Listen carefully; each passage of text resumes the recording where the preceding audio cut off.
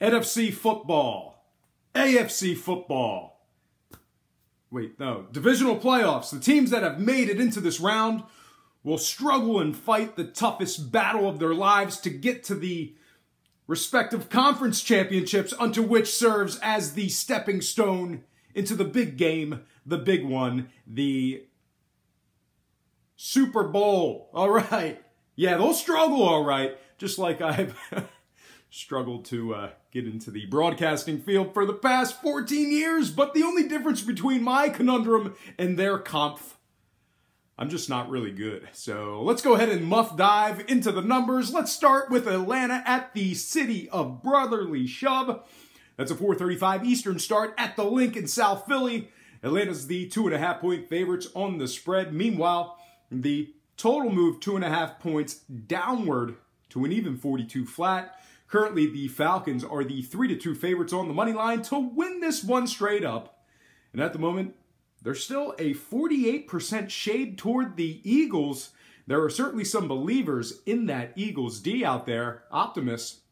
And to be honest with you folks, I was really surprised that the Falcons were only favored by 2.5. I thought it would have been more. Obviously, the odds makers have the same eye test that we do. We're watching the same games, the same teams.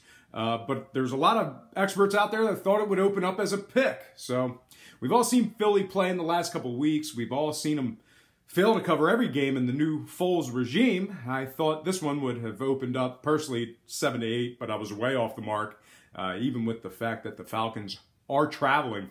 But regardless, those are the numbers. Here are some of the trends. Once again, Philly's 0-3 against the number in their 3 games with Folesy at the helm. Nick did, in fact, close out that Rams game back on December 10th.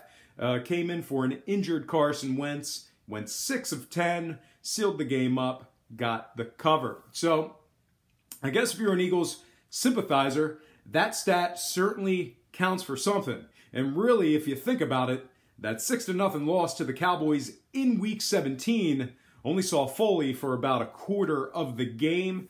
The 2 games where he played start to finish, they did go 2-0 straight up. He put up 34 on the GMed, and he snuffed out the Raiders on Christmas night. But I said it last week, and I'll say it again this week. The Falcons have caught fire at just the right time. And, oh man, did they look good this past week in the wild card round against the Rams.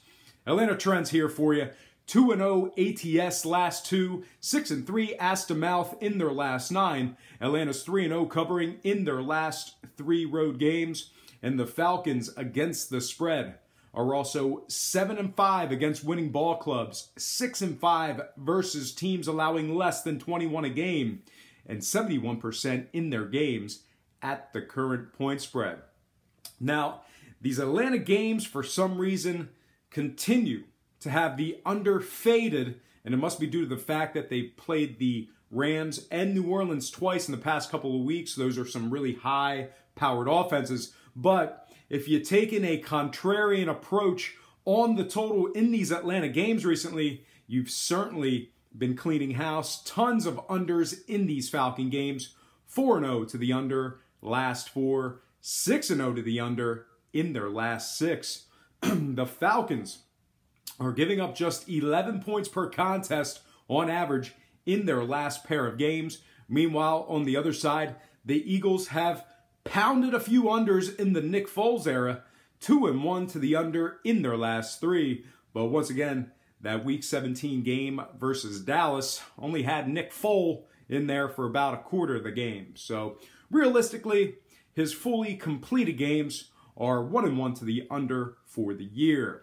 All said and done, though, a play toward the under is probably the most sensible, although Atlanta's averaged 23 points a game in their last 4 victories. The one thing I'm fairly confident on, this Atlanta team advancing. I know, it hurts, it stings. But all told, I'm going to purchase the hook, buy it down, and take the Atlanta Falcons -2, getting the job done against the number. All right, next game I have for you